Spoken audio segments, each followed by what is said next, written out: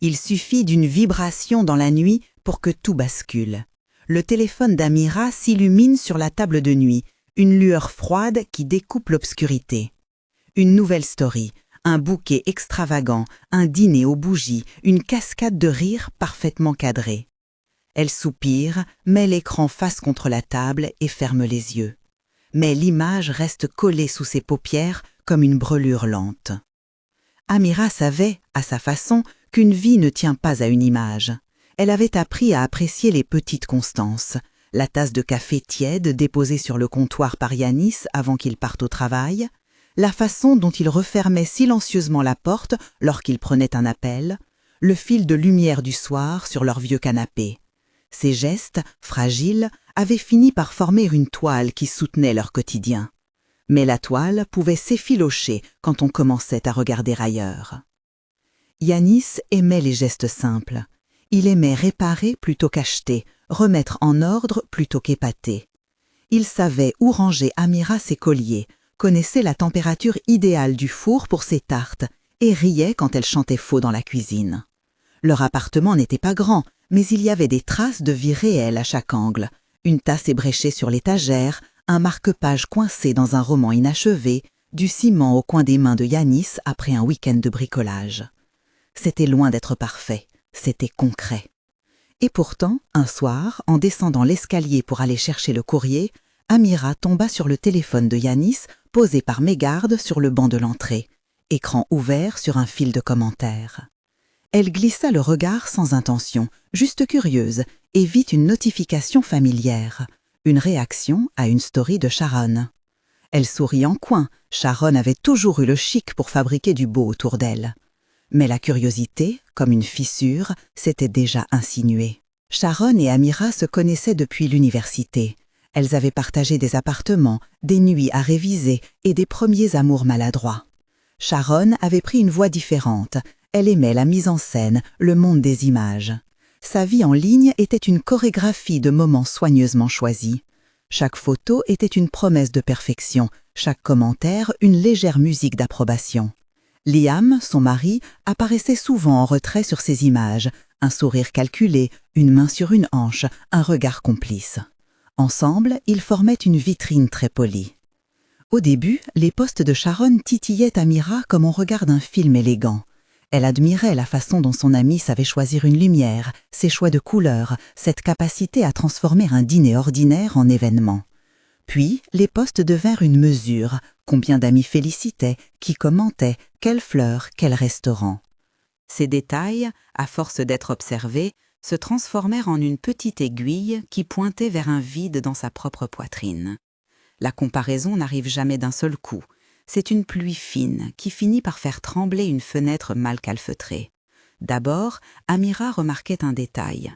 Yanis n'avait pas pensé à prendre une photo du dessert qu'il avait préparé spécialement pour leur anniversaire. Ensuite, une phrase anodine. « Tu ne t'habilles plus comme avant », lâchée par elle en riant, mais qui sonnait comme une pierre jetée. Les mots s'accrochaient, les silences aussi. Une fois que la comparaison installe son camp, elle commence à ériger des petits murs entre les gens. Il y avait des soirs où Amira regardait Yanis s'affairer à réparer la poignée de la porte et se sentait envahie d'une colère sourde, injustifiée pour lui. Elle le regardait comme si son ordinaire était une faiblesse, comme si ses gestes, s'ils n'étaient pas photographiables, avaient moins de valeur.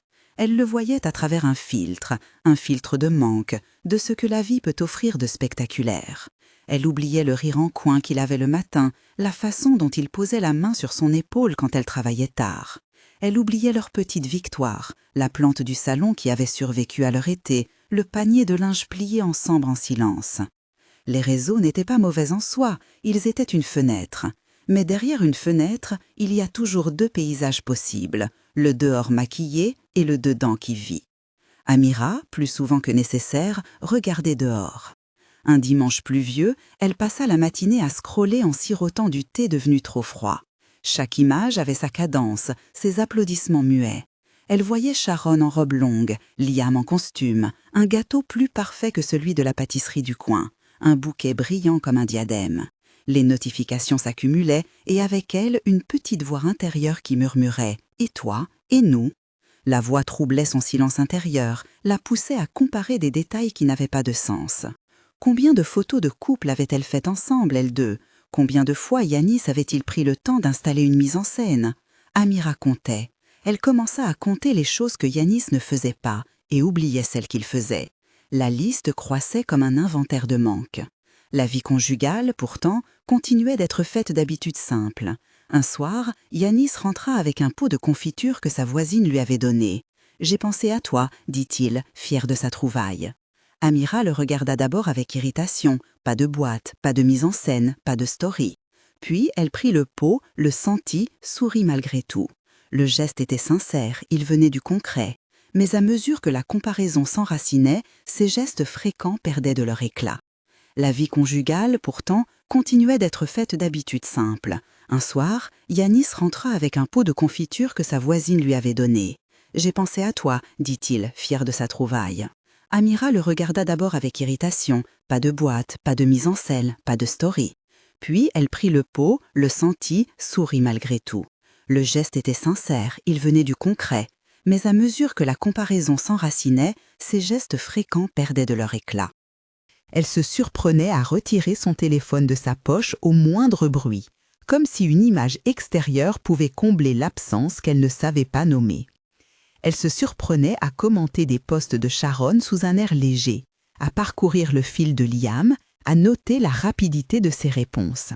Liam semblait prompte à adresser un mot gentil dans les commentaires, un compliment dans les stories, des émojis qui flottaient comme des petits pions sur un échiquier social. Ces gestes numériques, anodins en apparence, commencèrent à créer un terrain ambigu. Ambiguïté, voilà un mot qui aimait revenir. Les choix de Liam dans les commentaires étaient polis, charmants, mais prévenants. Il envoyait parfois un message direct pour remercier Sharon d'avoir partagé une recette, parfois eût glissé un clin d'œil, un émoji cœur. Amira observait ça comme on observe des nuages qui changent de forme. Fascination d'abord, inquiétude ensuite. Elle savait que les mots peuvent être des passerelles fragiles et elle savait aussi qu'ils peuvent être des miroirs déformants. Un soir, coincée entre fatigue et curiosité, Amira vit une notification d'un message privé sur Instagram. C'était Liam. « Ta tarte avait l'air incroyable », écrivait-il en réaction à une photo de Sharon. Sa réponse, laconique, montrait un intérêt courtois. Amira sentit une étrangeté. Pourquoi cela la touchait-il autant ? Elle comprit tout à coup qu'elle cherchait la confirmation de quelque chose qu'elle ne savait pas encore nommer. La confirmation qu'il y a des vies qui brillent énormément et d'autres qui s'agrippent à la chaleur d'un geste humble. Les conversations numériques eurent dans son esprit un effet secondaire. Elles la rendirent vigilante. Elle guettait le moindre retard de Yanis dans les réponses à un message, la moindre phrase qui semblait mal posée. Un soir, Yanis se força à l'entendre, un peu songeur. « Tu es loin ces jours-ci », dit-il. Sa voix était douce, mais le mot « loin » tomba comme un caillou dans une eau calme. Amira se raidit. Elle voulut nier, mais les mots restèrent coincés au bord de sa langue. La tension monta par petites touches. Un repas mangé en silence, une vaisselle tassée sans un regard, la télévision laissée allumée alors que l'on ne suivait plus. Ils se croisaient dans l'appartement comme deux personnes apprivoisant une distance. Yanis, prudent, tentait de réparer avec des gestes connus. Préparer un plateau, proposer une sortie improvisée, envoyer un message d'amour dans la matinée. Amira, de son côté, répondait par une politesse distante, comme on adresse une lettre à un voisin qui a oublié son nom. Les disputes n'étaient pas spectaculaires. Elles prenaient la forme de piqûres. Un reproche lancé sans bruit, un commentaire sur les habitudes, une remarque sur la façon dont il rangeait ses clés. Mais les piqûres s'accumulent et finissent par faire mal. Un soir, après une remarque blessante qu'elle avait prononcée plus tôt dans la journée, Amira s'enferma dans la salle de bain et laissa ses épaules s'affaisser contre la porte. Elle sentit de la honte, pas pour ce que Yanis avait fait, mais pour la petitesse de sa propre jalousie.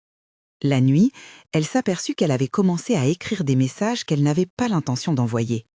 Des brouillons d'accusations, des paragraphes de reproches, des mots qui venaient brûlants et restaient non envoyés. Les textos non partis se ressemblent. Ils disent plus sur celui qui les écrit que sur celui qui devrait les recevoir. Ils sont des miroirs grossissants de la colère et de la peur. C'est dans ce terrain fragile qu'apparut une petite attention digitale qui, sans le vouloir, joua un rôle dangereux. Liam envoya un message à Amira, pas directement, mais en réponse à une story où elle avait parlé d'un livre. Il commenta, puis envoya un message privé pour partager un passage qu'il avait aimé. Le ton était amical, la phrase simple. Pour Amira, c'était une erreur minime. Accepter une conversation avec le mari de son ami ne signifiait rien en soi. Pourtant, la conversation glissa subtilement. On échangea des goûts, des souvenirs d'enfance, des recettes. Des confidences légères se transformèrent en une intimité construite à coups de caractère. Ils riaient des mêmes choses, avaient des référents communs, et l'échange devenait un espace où Amira se sentait comprise. Cette compréhension instrumentalisait quelque chose de noble, le désir d'être entendue. Et parce qu'elle était charmante et que Yanis avait été pris dans ses propres silences, l'attention virtuelle de Liam devint pour Amira une sorte de refuge. Elle se surprenait à attendre la notification, à lire et relire certains messages, à sourire devant des phrases qui semblaient la toucher là où elle ne savait pas se parler elle-même. La frontière entre simplicité et basculement est parfois très fine. Un mot de trop, une réplique trop attentive, et l'on commence à construire ailleurs sans le savoir. Yanis, de son côté, sentit la dérive avant même d'en saisir la cause. Il remarqua que la main d'Amira cherchait moins la sienne sur le canapé, que son rire était moins présent lors des dîners. Il prit sur lui de suggérer des petites choses pour réparer, un pique-nique dans le parc, un film choisi ensemble, une promenade sans téléphone. Amira acceptait par politesse, mais son esprit festait ailleurs, occupé par une conversation numérique qui, à son grand dam, l'emplissait d'une chaleur nouvelle. Les amis ont parfois ce costume ambigu, supporter, miroir, tentateur. Sharon, dans son rôle de metteuse en scène, aimait flatter l'idée que l'on peut se recréer à volonté. Elle aimait aussi être admirée. Liam, discret pourtant, se montrait attentif dans ses messages. Aucun geste de leur part, à première vue, ne portait un crime. Mais les gestes, même anodins, prennent du sens selon la façon dont ils sont reçus. Amira se vit devenir quelqu'un qu'elle ne reconnaissait pas. Elle s'effrayait de ses propres attentes, vouloir être plus, mieux, photographiable. Elle se demandait si son désir n'était pas en réalité une peur, peur d'être ordinaire à côté d'une image qui brille. Et cette peur la poussait à des choix qu'elle n'avait pas planifiés. Une nuit, après une dispute à propos d'une valise restée ouverte, Yanis dormit sur le canapé. Le tic de la respiration de l'autre couché près de soi manquait à Amira. Elle alluma la lumière et resta debout, regardant l'épaule de Yanis s'élever et retomber. Le contraste entre ce souffle réel et l'image parfaite de Sharon sur son téléphone fut brutal. Elle voulut pleurer et ne sut pas comment. Au lieu de cela, elle ouvrit encore une fois la conversation avec Liam et écrivit des choses qu'elle n'aurait jamais dites face à face, des plaintes sur la solitude, des questions sur la façon d'entretenir un couple, des phrases où la voix se déployait plus librement. Liam répondit avec douceur. Il partagea une anecdote, envoya un message de soutien, glissa un compliment qui fit rougir Amira. La chaleur qu'elle sentit alors n'était pas physique, mais elle fut un électrochoc. Elle se reconnut dans le miroir d'un autre regard et c'était doux. Trop doux peut-être. Elle comprit que l'attention, n'importe quelle attention, peut soigner ce que l'on néglige chez soi. Les heures creuses se multiplièrent. Amira attendait les messages comme on attend un coup de téléphone d'un ami lointain, avec impatience, avec l'excitation d'une promesse. Yanis sentit le changement, en prit acte, la regarda et ne comprit pas. Il demanda, une fois, la faveur d'une vérité entière. « Dis-moi ce qui se passe », dit-il calmement. Amira choisit alors la demi-vérité. Rien de concret, juste de la fatigue. Le mensonge prit racine. Elle savait que mentir de cette façon par omission n'était pas anodin. Mais en même temps, dire ce qui la happait réellement semblait plus compliqué que d'écrire à un inconnu le soir. La maison, qui avait été un refuge, commença à ressembler à un lieu d'évitement. Les voix se faisaient plus basses, les regards plus fuyants. Ils se parlaient, mais ne se regardaient plus comme avant. Les gestes de Yanis restaient les mêmes, et pourtant leur fréquence ne suffisait pas à combler l'espace grandissant entre eux. Alors, un soir d'automne, pendant que la ville s'enroulait dans un brouillard léger, Amira reçut un message qui fit vibrer son téléphone d'une manière différente. Ce n'était pas un mot gentil, c'était une photo. Un écran d'ordinateur, une conversation tronquée. Un indice minuscule mais lourd. Son cœur se mit à battre trop vite. Elle ralentit la respiration, comme si, par ce simple contrôle, elle pourrait empêcher la fissure de s'élargir. Elle réalisa qu'elle avait franchi une ligne invisible. Ce n'était pas une tromperie physique, mais c'était une trahison de la confiance implicite. Elle sentit honte et peur se mêler. Honte d'avoir cherché ailleurs une chaleur qu'elle n'avait pas su réclamer à haute voix. Peur de perdre ce qu'elle avait, peur de se perdre elle-même dans des illusions. Les jours suivants furent une suite de petites catastrophes domestiques. Amira se réveillait tôt, ouvrait le téléphone et se surprenait à effacer des messages, à relire des bouts de conversation et à les reformuler dans sa tête. Elle commença à prendre des libertés, des promenades plus longues, des balades chez une librairie pour tuer le temps, des silences fins. Yanis, inquiet, multipliait les tentatives de rapprochement. Il préparait des sandwichs au petit déjeuner, laissait un biscuit à côté de sa tasse, écrivait des notes sur des post-it qu'il collait sur le frigo. « Je t'aime. À dîner ce soir, pardon pour hier. » Amira lisait ces mots et sentait la lame du regret. Elle savait, au fond, que ces mots venaient d'un homme qui avait choisi la constance et la modestie au spectacle. Elle savait aussi que sa propre dérive n'était pas un accident, mais une suite de choix conscients et inconscients.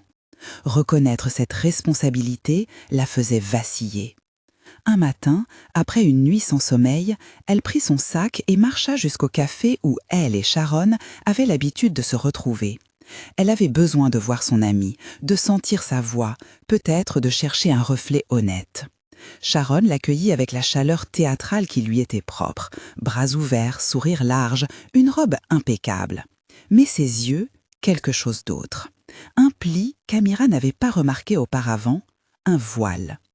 Elles parlèrent de choses superficielles d'abord, une nouvelle série, un projet de décoration.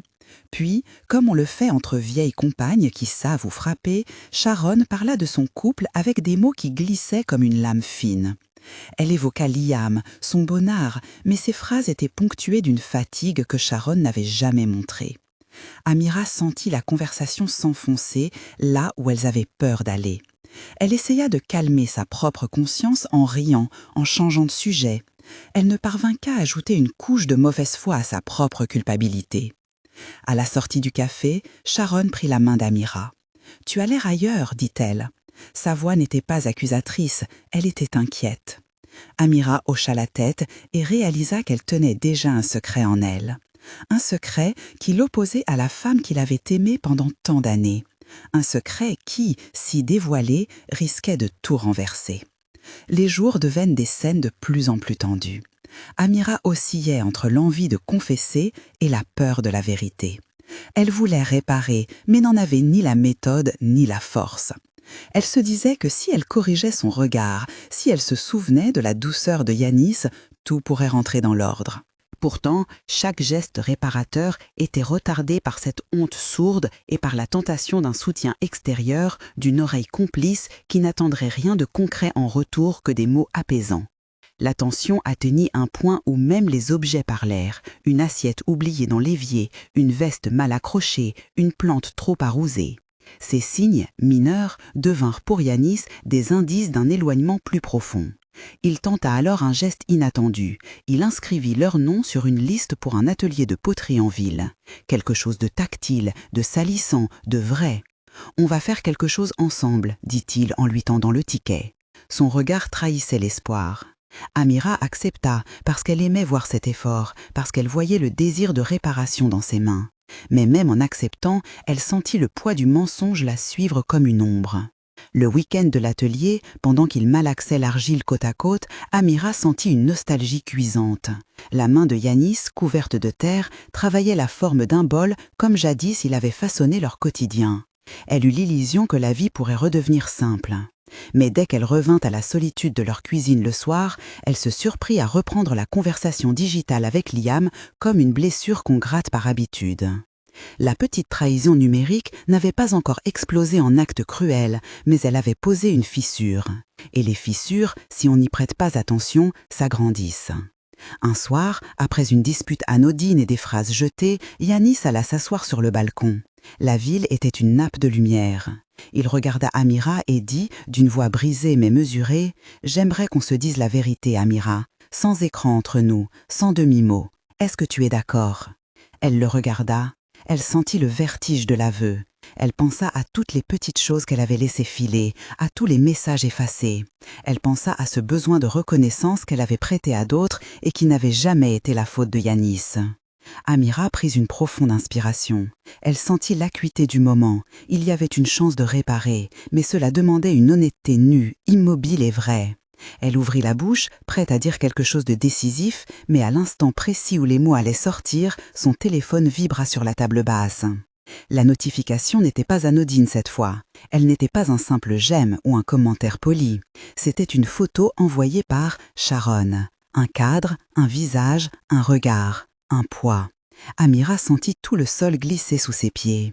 Son estomac se noua. Son esprit déjà fragile vacilla. Elle se leva machinalement, parcourut la pièce du regard comme pour y trouver une encre, mais il n'y en avait pas. La photo de Sharon sur l'écran était floue, tremblante, comme prise à la hâte. Il y avait dans l'image quelque chose d'urgent. Un silence improbable s'installa. Yanis, remarquant la tension, se tourna vers elle et demanda « Qu'est-ce qui se passe ?»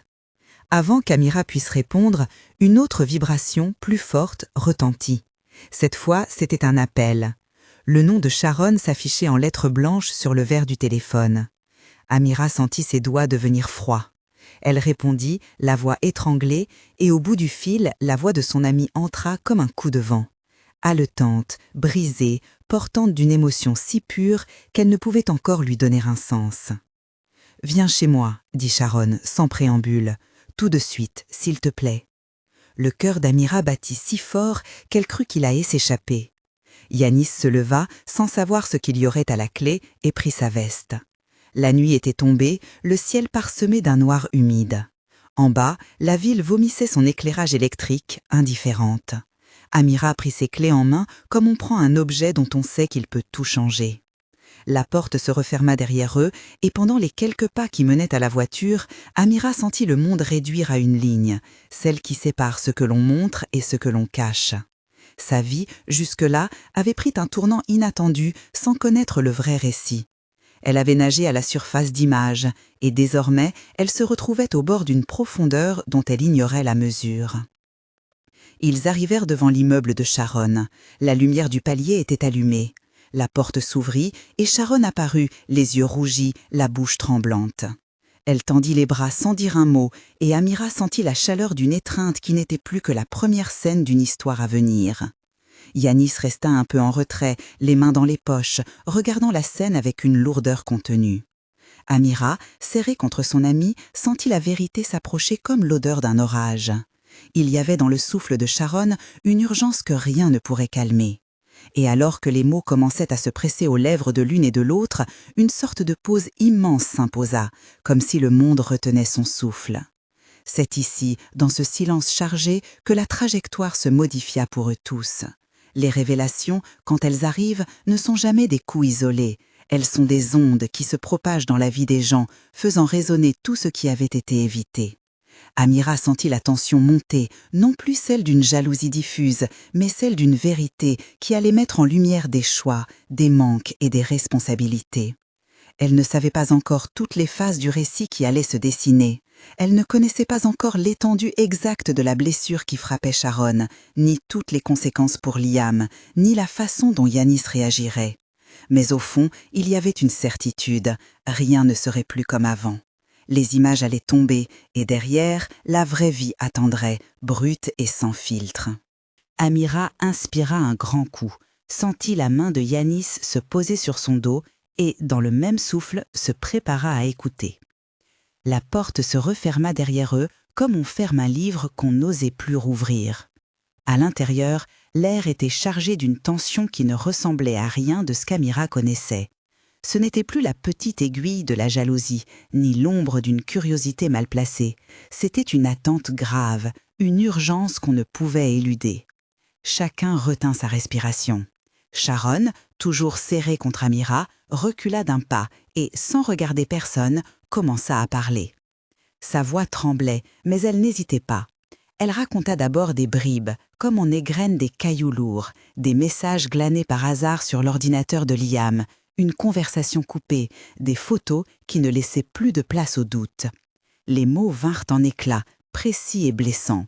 Sharon expliqua qu'elle avait trouvé des preuves, des rendez-vous, des messages qui parlaient d'une autre relation, des images prises à l'abri des regards.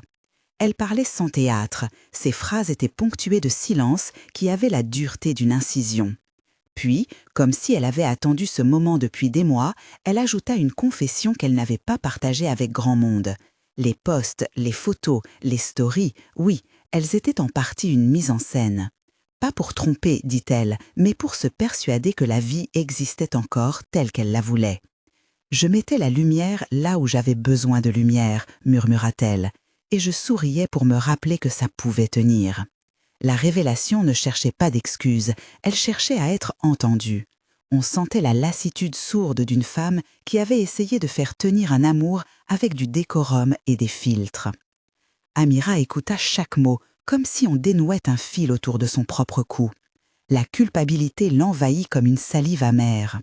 Elle avait jalousé une illusion, avait mesuré son propre couple à l'aune d'images calibrées, et pendant ce temps, elle avait manqué l'essentiel.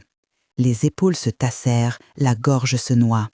Elle regarda Yanis sans chercher à fuir. Il était là, droit, mais le visage pâli, une blessure visible derrière ses yeux. Il n'avait pas besoin qu'on lui donne les détails pour comprendre l'ampleur du bouleversement. Sharon poursuivit, mais ses mots devinrent plus intimes. Elle avoua qu'elle avait continué à poster même après avoir su, parce qu'arrêter tout à coup aurait signifié admettre la fin. Elle expliqua qu'elle cherchait à protéger une image, pour elle-même, pour des proches, parfois par honte, parfois par peur. Elle n'attendait pas de pitié, elle cherchait seulement la vérité posée sur la table. Elle la regarda, Amira, comme si elle demandait pardon pour ce qu'elle avait montré et qui avait rendu Amira aveugle. Le silence qui suivit fut lourd, mais pas creux. Il contenait la possibilité d'une parole nouvelle. Amira sentit ses lèvres se desserrer. Elle prit une inspiration qui sembla vouloir vider toute la pièce. « Je suis désolée, dit-elle d'abord à Sharon, et sa voix se brisa. Puis elle se tourna vers Yanis, et la formulation changea, devint plus douloureuse, plus nue. « Je t'ai menti par omission. J'ai parlé avec Liam, j'ai répondu à des messages. Je n'ai pas commis d'acte physique, mais j'ai trahi la confiance, et je le sais. » Yanis resta immobile un instant, comme si le sol sous lui venait de se dérober. La douleur se lisait sur son visage sans fioriture. Il n'y avait ni colère théâtrale, ni explosion de voix, juste un étonnement sourd et un déchirement à l'intérieur. Il prit le temps de respirer, comme si chaque inspiration lui coûtait. « Dis-moi tout, demanda-t-il enfin, d'une voix basse, pas pour humilier, mais pour comprendre. Il avait besoin de savoir les contours exacts de la blessure pour pouvoir choisir quelle onction lui apporter. Amira parla sans chercher à se défendre. Elle raconta les premiers messages, l'étrange chaleur qu'ils avaient apportée, la façon dont cette attention avait compensé des absences qu'elle n'avait pas su formuler. Elle parla de la honte de recevoir de l'affection ailleurs, de l'ironie de s'être sentie trahie par des images parfaites alors même qu'elle en fabriquait une autre, plus intime et plus dangereuse. Elle confessa avoir attendu des mots, des signes que Yanis ne lui avait pas donnés, non car il ne l'aimait pas, mais parce qu'elle n'avait pas su demander. « Je t'ai blessé, répéta-t-elle, je veux réparer. » Yanis l'écouta. Ses yeux étaient parfois fuyants, parfois accrocheurs. Il cherchait à rassembler sa colère et sa peine en quelque chose de reconnaissable. « J'ai toujours cru que nous étions une équipe, dit-il doucement, mais je ne peux pas reconstruire sur du non-dit. » Il ne prononça pas l'expression « tu m'as trompé » avec hargne, il la posa comme une évidence à laquelle il fallait faire face pour avancer. Autour d'eux, le monde semblait s'être rétréci à ces trois personnes. Sharon, qui venait de dévoyer sa propre douleur, ne se retira pas de la conversation. Au contraire, elle prit la main d'Amira. « Je n'ai rien à te pardonner, dit-elle, d'une voix tremblante. Nous avons toutes les deux souffert d'illusions différentes. Je regrette que tu aies été prise dans ça et que tu te sois perdue. Mais je ne veux pas que l'on se déchire entre nous. » Sa façon de parler portait une grande fatigue et une tentative de réparer non pas comme une dette, mais comme une nécessité humaine. La nuit allait loin. Dans la cuisine éclairée d'une lampe douce, Yanis posa des questions concrètes. Depuis quand? À quelle fréquence? Quels mots? Quelles limites? Il voulait la vérité pour pouvoir mesurer la blessure. Amira répondit sans omettre, sans chercher à adoucir. Elle savait que la vérité serait violente, mais nécessaire. À mesure qu'elle parlait, elle sentit une sorte d'allègement paradoxal. Le poids du secret se fragmentait, laissant place à une peau nue, douloureuse mais honnête. La décision qui suivit ne fut pas un coup de théâtre, mais un geste lent et réfléchi. Ils choisirent d'abord de se donner du temps, pas de séparation nécessairement, mais un espace pour se réparer. Yanis demanda que l'on retire les écrans du lit, que l'on s'accorde des dîners sans téléphone, que l'on mette en place des rituels. Il proposa, doucement, de consulter quelqu'un, pas pour pointer du doigt, mais pour apprendre à réparer la confiance. Amira accepta, les larmes aux yeux, reconnaissante et effrayée à la fois. « Je veux essayer, dit-elle. Je veux comprendre comment ne plus fuir chercher ailleurs ce qui manque ici. » La matinée suivante fut un temps de gestes modestes. Yanis fit du café, la lumière filtrait par les rideaux et rendait leur petit appartement un peu moins claustrophobe. Il la regarda avec une lenteur nouvelle, comme pour lui rappeler qu'il était encore là. Amira, le téléphone étant sur la table, se surprit à observer à quel point les sons du quotidien pouvaient regonfler le cœur. Le chant d'un oiseau sur le balcon, le cliquetis d'une cuillère dans une tasse, le bruit d'une page tournée. Ces petites choses réapparaissaient comme des balises d'une proximité à recomposer. Pendant qu'Amira et Yanis amorçaient cette réparation, Sharon affrontait Liam à sa manière. Elle l'avait appelé et l'avait attendu chez elle, tandis que les mots montaient d'une vérité qu'elle ne supportait plus de laisser sourde. Dans cet échange, la tendresse fut mêlée à la douleur. Liam, pris au piège, eut d'abord une attitude défensive, puis la reconnaissance muette du tort causé. Il admit sa faute sans tenter de la minimiser, conscient que des mots seuls ne suffiraient pas à la réparer. Sharon ne chercha pas la vengeance, elle cherchait des réponses, des actes. Ils décidèrent, à leur façon, de prendre du recul, de parler à un proche, de consulter, chacun avec sa part de responsabilité à porter. L'histoire de ces révélations ne fut pas faite d'un unique éclat et d'un lendemain serein. Elle se déroula en une suite de petites épreuves et de gestes humbles. Amira, par exemple, trouva qu'il était plus simple de se confesser aux petites manœuvres quotidiennes qu'aux grandes déclarations. Un soir, elle prit la boîte où elle gardait des photos de deux avant les réseaux, quand ils étaient encore avides de projets, et la montra à Yanis. Il riait à demi, embarrassé par la spontanéité de ces images, par l'authenticité qui s'en dégageait. C'était maladroit, mais c'était vrai. Yanis la regarda, prit la photo entre ses doigts et posa la main sur sa joue. Aucun mot grandiose, juste une promesse muette, être présent. Les semaines qui suivirent furent jalonnées d'un mélange d'efforts et de régression, parce que reconstruire ne se fait pas en ligne droite. Il y eut des moments de colère, des réveils où la mémoire piquait, des nuits d'insomnie, mais il y eut aussi des actes concrets. Ils instaurèrent des heures sans écran le soir. Ils allèrent au couple atelier de poterie, où, cette fois, ils revinrent avec une pièce imparfaite, mais faite ensemble. La poterie devint une métaphore physique. L'argile craquelée peut être recomposée, modelée à deux mains. Amira travailla sur sa tendance à comparer. Elle s'obligea à noter, chaque soir, une chose qu'elle avait appréciée chez Yanis ce jour-là. Une petite attention, une parole, une façon d'être. Ces notes devenaient peu à peu son antidote aux images parfaites. Elle commença aussi à remettre en question la place qu'avaient les réseaux dans sa vie. Au lieu de suivre aveuglement la parade d'images, elle prit des pauses, désactiva des notifications et cherchait des conversations vraies, face à face. Cela ne fut pas instantané, mais c'était un mouvement conscient. La relation entre Amira et Sharon prit une autre tournure. Elles eurent des conversations longues, parfois pénibles, parfois apaisantes. Sharon, qui avait fabriqué un été de lumière pour masquer son hiver, avoua combien la mise en scène l'avait isolée. Elle avait effacé sa douleur derrière un décor et, paradoxalement, cela lui avait ôté la possibilité de la partager. Amira, profondément coupable, devint aussi une alliée. Elles décidèrent ensemble d'arrêter la compétition tacite et de réapprendre à se soutenir. Elles n'effacèrent pas le passé, mais elles ouvrirent un espace où la vérité pouvait circuler sans jugement. Il y eut un moment qui resta gravé, modeste et décisif. Un matin de printemps, Sharon vint chez Amira les bras chargés de livres et d'une fleur volée dans la cour. Sans cérémonie, elles se mirent à boire du thé et à parler de banalités, puis des blessures. À la fin, Sharon tendit un carnet à Amira. « Écris ce que tu as ressenti, dit-elle. Écris ce que tu veux retrouver. » Amira prit le carnet, sentit la fragilité de son cœur et la solidité d'une main tendue. Elles se serrèrent alors comme deux survivantes d'un hiver. Pour Yanis, le chemin fut celui de la patience. Il n'attendit pas la perfection, il demanda de la clarté. Parfois, il se sentait trahi, non seulement par Amira, mais aussi par l'écho des images qui avaient nourri sa propre insécurité. Pourquoi comparer, se demandait-il parfois, quand l'amour se manifeste dans le concret?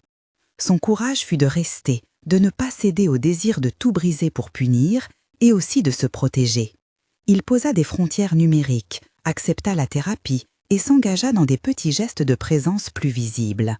Un matin, il laissa sur la table du salon une feuille pliée. « Aujourd'hui, je fais le thé à 9 heures. On le prend ensemble. » Ces micro-promesses firent plus que des discours. La réparation, ainsi, prit la forme d'une série de petites habitudes renouvelées. Un dîner hebdomadaire sans téléphone, des lettres écrites à la main, des promenades où l'on posait des questions vraies, des excuses formulées et assumées, des rendez-vous chez un thérapeute pour apprendre à écouter sans juger. Il ne se promettait pas la perfection, il promettait la disponibilité. Avec le temps, l'image des réseaux perdit sa tyrannie. Amira comprit que ce qu'elle avait adoré chez Charol n'était pas tant l'éclat que la capacité à montrer une part d'elle-même, à raconter une histoire qu'elle avait choisie. Mais elle comprit aussi que les histoires choisies peuvent être des armures aussi tranchantes que des murs.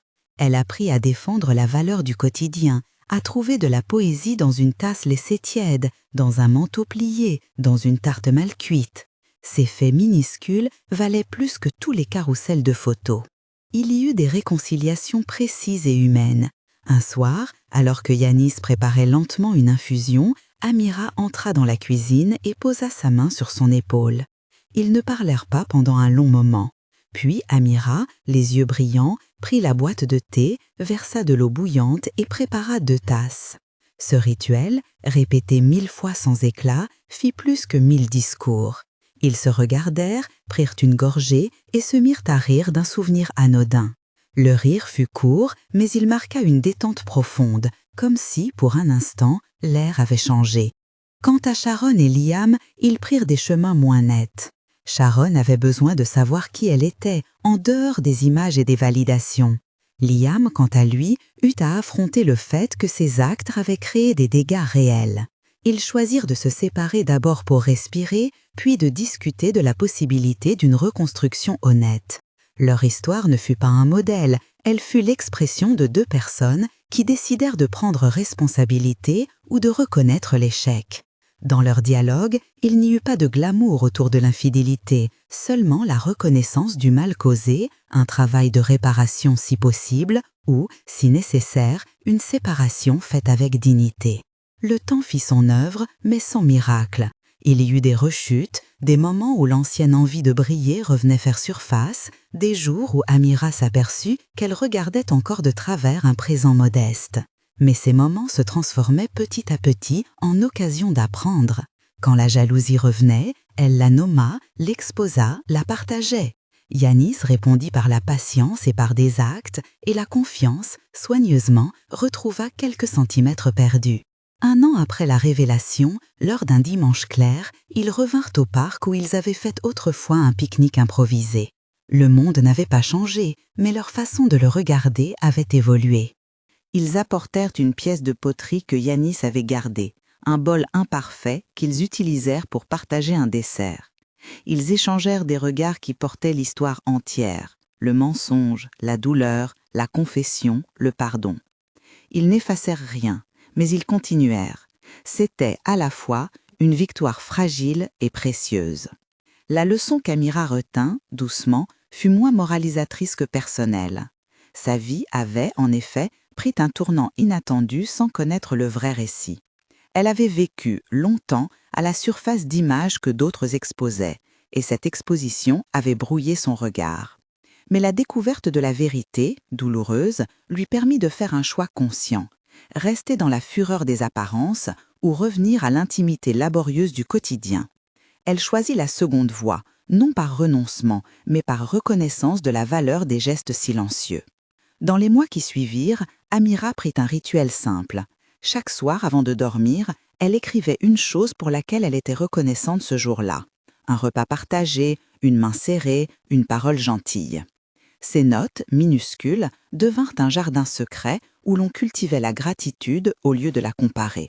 Elle apprit aussi à poser des limites saines, à elle-même, pour ne pas sombrer dans la comparaison, et au réseau, pour qu'ils restent ce qu'ils doivent être, des fenêtres, jamais des maisons. L'histoire, pour finir, ne proposa pas un grand final où tout s'arrange d'un coup. Le climax avait eu lieu, la vérité avait été posée en plein jour, et ce qui suivit fut un long travail d'humilité et de réparation. La narration se calma, laissant place à des images de matinées ordinaires. Yanis qui répare encore une poignée, Amira qui range son téléphone dans un tiroir, un bol de poterie posé sur la table comme un témoin silencieux. Ces petites scènes disaient mieux que tout discours que la confiance se regagne par la constance, pas par des gestes éclatants. Et puis, il y eut ce dernier plan, presque imperceptible, un petit déjeuner préparé en silence. Yanis avait allumé la gazinière, le thé embaumait la cuisine, et sur la table, une note écrite à la main. « Merci d'être resté ». Amira prit la note, glissa sa main dans la sienne et, sans plus de grandes proclamations, ils partagèrent ce repas qui tenait à la fois de l'ordinaire et du sacré. La caméra intérieure de leur vie n'avait plus besoin de filtre. Elle était acceptée, imparfaite, vraie. Si cette histoire vous a touché, partagez-la ou racontez en commentaire un moment où la vérité a transformé votre vie. Abonnez-vous pour d'autres récits qui posent un regard sur ce qui se cache derrière l'image.